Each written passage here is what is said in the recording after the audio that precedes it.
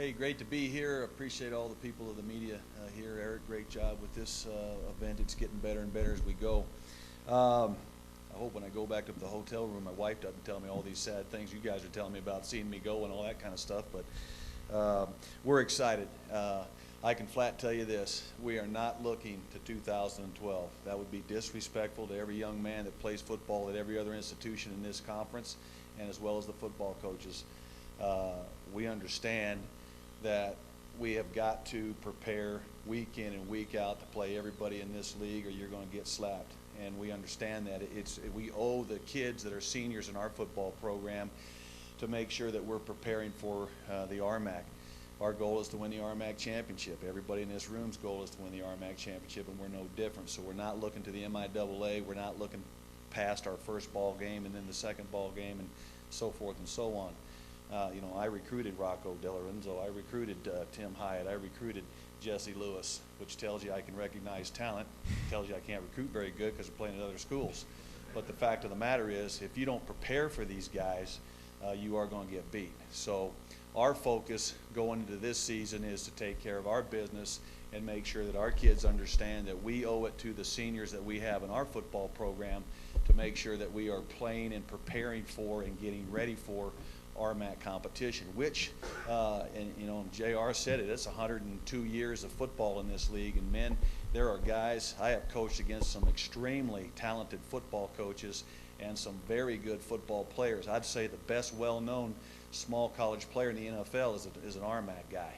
We got a guy in the Raiders camp. They got a guy, they got a guy in a couple other camps. So there's guys that have coached in this league that are coaching in the NFL right now. So there is some tremendous talent in this league, and not only coaching but as players, and you got to get ready for that, and that's what we're going to do at UNK. We're going to get ready for the RMAC this year, and we'll worry about that other league after the end of this season.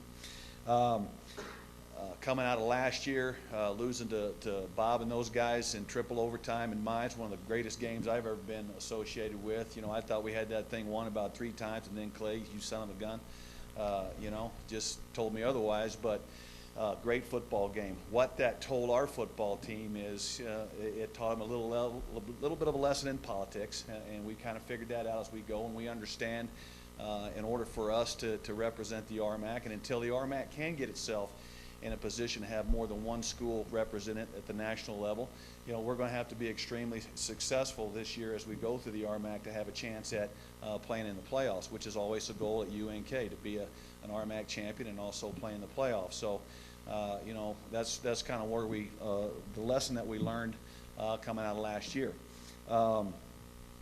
Offensively and for our football team, it starts off with the kids that you have coming in that you kind of build your football program around. It's going to be offensively Jake Spitzelberger, who will start his 4th year as our starting quarterback, who for us, what we do offensively is as good as they come. He's very intelligent. He understands exactly what the job as a quarterback at UNK entails. That is to be able to look at a defense, figure out where it's coming, who's coming, how many are coming, and then get us into a play that will try to exploit that. Hurt him with the throwing the football and be able to hurt him with his feet, and he can do those things and has done those things for 3 years now, hoping he can do it for 4.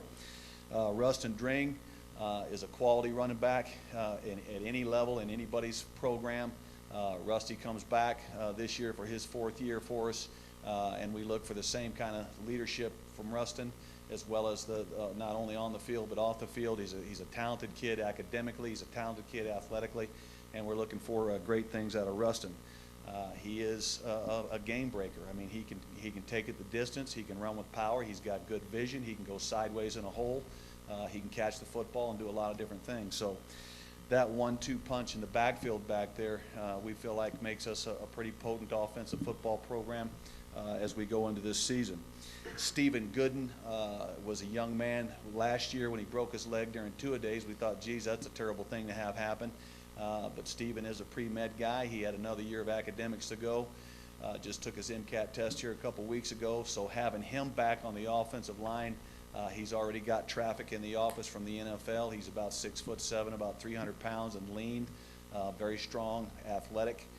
Is a great opportunity for us to have Stephen Gooden on the offensive line to come back and lead that group of guys with the offensive line.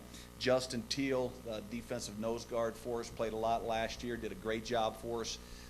Tough-nosed kid, got him out of UNO a couple years ago, and he's a quality kid, captain, strong, looks like a nose guard, plays like a nose guard, one technique guy, so looking for that.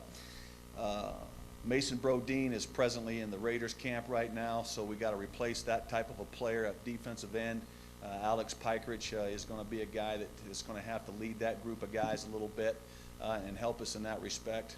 Alex is a starter from last year, coming into his last year with us. A tough kid, plays hard, got a motor. Not the most imposing looking guy you've ever seen as a defensive end, but he does play very, very well, so he's going to really have to pick it up to replace Mason Brodeen. Sam Cuck is a guy that I think he was unanimous all-conference, preseason all-conference, and the thing about Sam is he hasn't been healthy a day that he's been in Kearney yet. So we're hoping that Sam will be healthy this year, can stay healthy this year, and actually elevate his game a little bit from in the safety spot and help us out if he can just kind of stay healthy. So I'm excited to see how Sam makes it through camp and if he can stay healthy and that kind of stuff. Obviously, most of you are aware of the unfortunate circumstance of the University of Nebraska at Omaha taking the step to actually drop a storied program like they did, not only in football but wrestling as well. Terrible thing, I think. Not happy about it at all. But one man's tragedy is another man's opportunity. Obviously, we had a lot of insight into that program. We played them every year, beat them the last couple years. We were very familiar with their players, and we were able to pick up 5 guys from that football program. I have more transfers on my football team right now than I've ever had. I'm not a transfer guy. I'm usually recruit through the high schools and grow them and build them, and I want them to have some ownership in our program, some blood, sweat, and tears, and it's just kind of worked itself this way where you have a program that's 2 hours and 45 minutes down the interstate that drops football, and all of a sudden there's a bunch of kids that hit the market.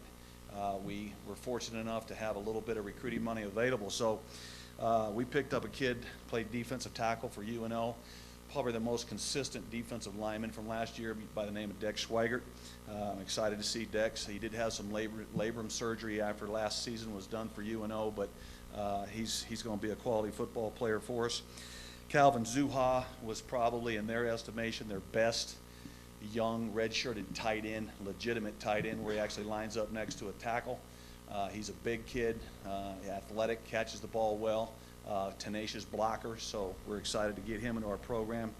A couple guys in the secondary, Jordan Boston and Kelby Sale, 2 kids that we had recruited out of high school, Nebraska guys that were red-shirted guys in the secondary for them, and they'll be in the secondary for us.